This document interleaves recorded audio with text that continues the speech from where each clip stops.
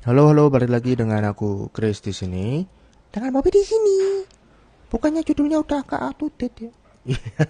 Kita zaman now ya soalnya ya. Karena bahasa yang dulu terkenal di zaman COVID sih dulu yang pakai orang pakai apa? Profil PP-nya itu Kak Seto. Kalau kamu masih ingat. Oh ya ya, diomongin kids zaman now. Nah, anak zaman sekarang banyak perubahannya gitu. Dan memang cenderung lebih banyak ke negatif sih sebenarnya. Kata-kata itu konotasinya atau pengarahannya lebih ke negatif. Kenapa kok aku mau membahas ini ya kalau Bobby bilang out to date? Karena ini dari pengalamanku ngajar soalnya. Jadi dari aku ngajar online itu kan ada beberapa anak kecil kan. Aku ngajar banyak rentang usia ya. Cuma yang ini lebih fokus kita banyak ngajarnya ke online kali ini. Nah, aku ingat bahwa anak kelas 4 atau kelas 5 SD itu sudah ketika aku membahas-bahas tentang pembelajaran gitu ya, itu mereka bisa menyebutkan kata-kata yang menurutku seharusnya orang tidak perlu tahu gitu. Atau bukan bukan nggak perlu tahu ya, harusnya untuk umur kelas 4 5 SD itu nggak perlu harus mengerti gitu bahasa itu. Wah, bahasa apa itu? Bahasa kalbu. Bahasa kalbu bukan. Itu. Jadi pada waktu aku ngajar itu Senin kemarin ya, dari Senin kemarin itu ada yang menyebutkan tentang trauma gitu.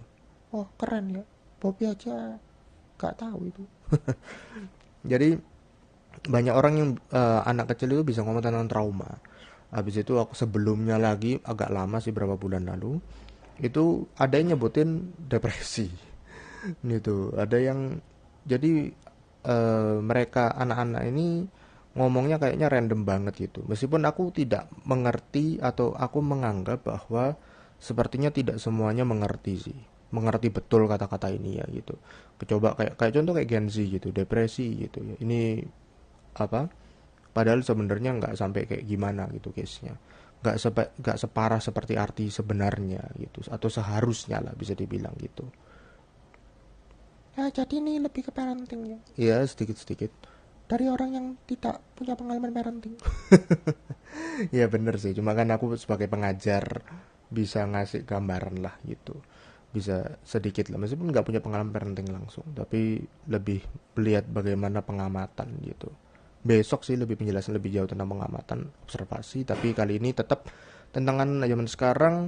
Menurutku yang paling penting adalah diawasi sih sebenarnya. Kalau pesanku untuk anak-anak ya, ya untuk orang tua sorry bukan anak-anak, untuk orang tua itu perlu pengawasan dan perlu memberikan waktu untuk menjelaskan itu. Karena menurutku kayak kelas 5 SD tahu kata trauma dan depresi itu sesuatu yang sangat amazing sekali sih. Dalam arti negatif ya. Jadi seharusnya mereka tidak perlu tahu sampai sejauh itu gitu. Menurutku kayak anak-anak umur segitu tuh ya main, belajar sambil bermain gitu. Sambil seneng-seneng lah gitu lah lebihan gitu. Gak perlu sampai mengerti tahu kata sedalam itu. Atau ya mereka cuma sering tahu tapi mereka tidak dijelasin gitu sama orang tua atau sama guru atau sama yang ngasuh gitu intinya. Jadi mereka nggak ngerti kata-kata itu. Mereka cuma mikir oh ya kalau kayak gini trauma, kalau gini depresi gitu. Tapi mereka nggak ngerti arti spesifiknya. Nah itu yang perlu kita perjelas sebagai orang yang lebih dewasa. Bukan cuma sekedar ngomong halah kamu nggak usah tahu gitu atau halah kamu nanti udah gede nanti baru tahu gitu. Masalahnya anak-anak sekarang itu sih apa? Ya itu, terlalu serba pingin tahu. Nah, itu. Bahkan aku dulu tuh anak kelas 6 itu sudah pakai chat GPT. Gitu, sudah tahu pakai chat GPT gitu, kelas 6 kelas 5 gitu ya, yang aku pernah ngajar murid yang berbeda ya. Itu tahu pakai chat GPT gitu dan pembelajarannya luar biasa sekali pastinya berbeda gitu. Jadi tantangan zaman dulu ke zaman sekarang pastinya berbeda ya. Jadi pesannya kalau kamu punya anak atau punya adik, sepupu, ponakan apapun lah itu ya, yang kamu urus itu tolong dibimbing, tolong diarahkan supaya kata-kata tadi itu tidak misleading, seperti depresi, seperti hal-hal seperti itu. Nah, gitu aja sih. Pesannya simpel cuma gitu aja. Oke, gitu aja dari aku Chris. Dari aku Bobby, sampai ketemu di mini podcast selanjutnya. Bye bye. Bye bye.